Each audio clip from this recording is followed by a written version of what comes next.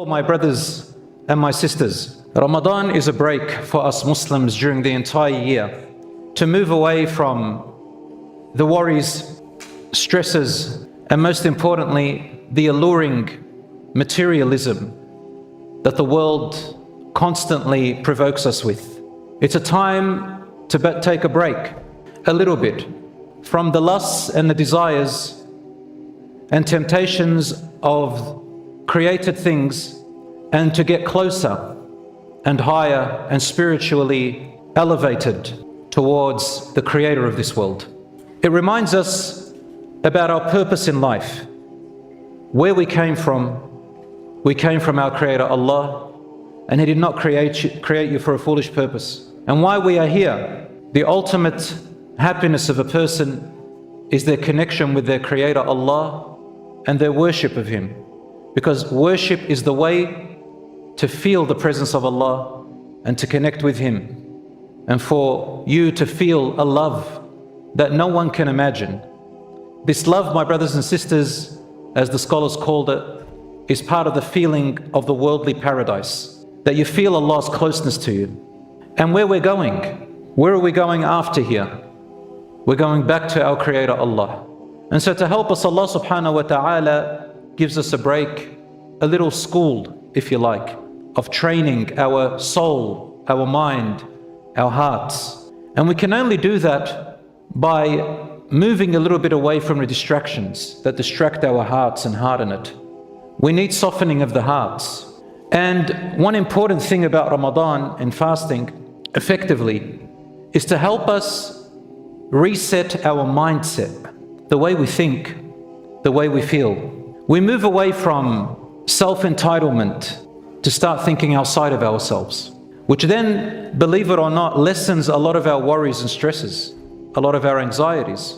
Because the more we focus on our own needs, the more we're going to get disappointed if we try to micromanage it. And that's where anxieties and depression comes from, because when we hone in too much on the little things, they build up. So how about a little practice and exercise that Allah gives us for a month, where our food and drink and our lusts and temptations in the daytime are put on hold for a bit.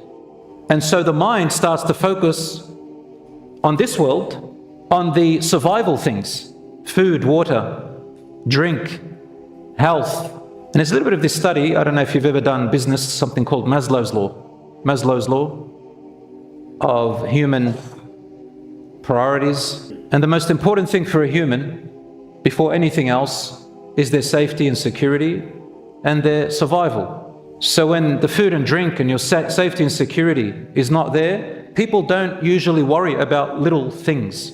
We don't have first world problems. Even a third world problems become easy. And we realize that refocusing on what's truly important, which is our hereafter, our soul, and the reason why we're here, and focusing less on the materialistic gain of the worries of the life, it makes us then realize how often we worry about things that we gratify in our minds, but they are in fact minute, not worth our mind's occupation. It's a little reset. It's similar to when they do studies on social media addictions, that when we move our eyes away from the screen for a few weeks, our mind resets. And believe it or not, studies have shown that depression lessens and anxieties lessen, self-image lessens. A recent study in the Pew Research Center and other researchers there's a plethora of them now, that people who are between the ages of 18 to 30, on average, they spend 93% of their free time, whatever free time they've got left in their life, 93% of it is spent looking at a screen. So about 7% is just left and they don't know what to do with it. We need a break. Also, brothers and sisters, Ramadan is a time, as I said, of taqwa. And taqwa to elevate ourselves to a height of piety and closeness to Allah. Remember last week I spoke about the story of Asya, the wife of Pharaoh, mentioned in the Quran.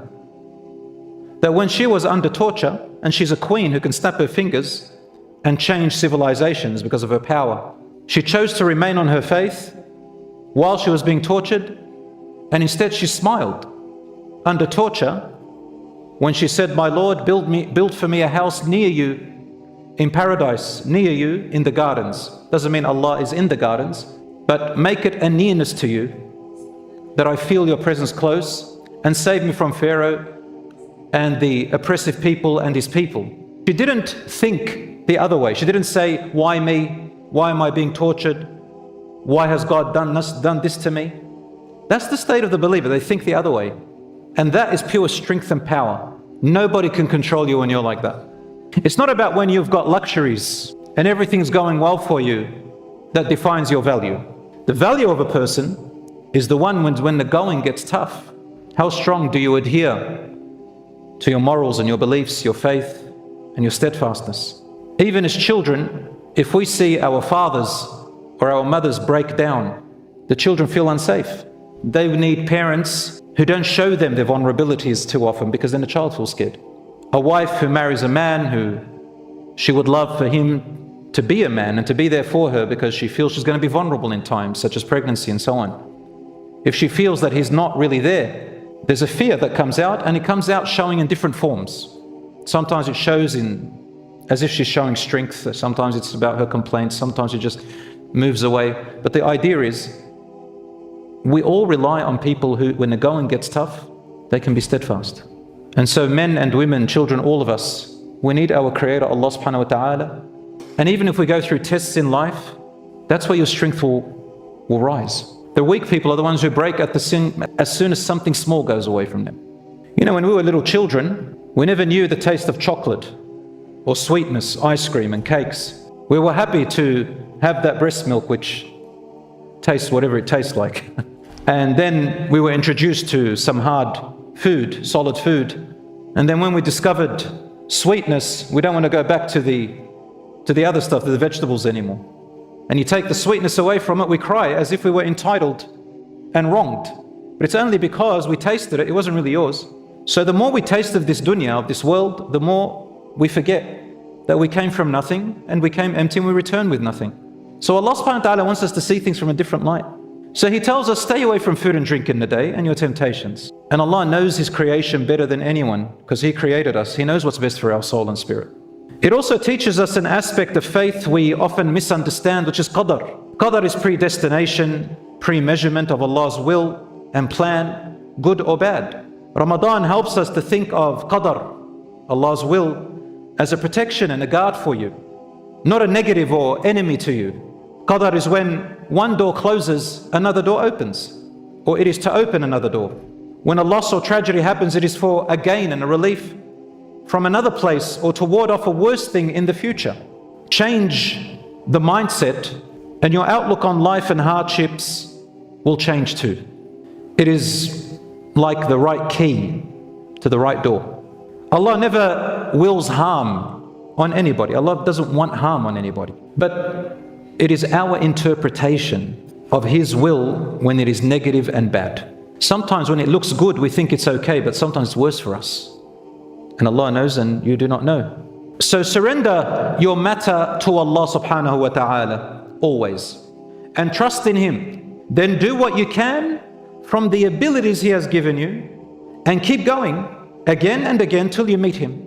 This is not paradise here, brothers and sisters. And Allah nowhere ever promised us a paradise now.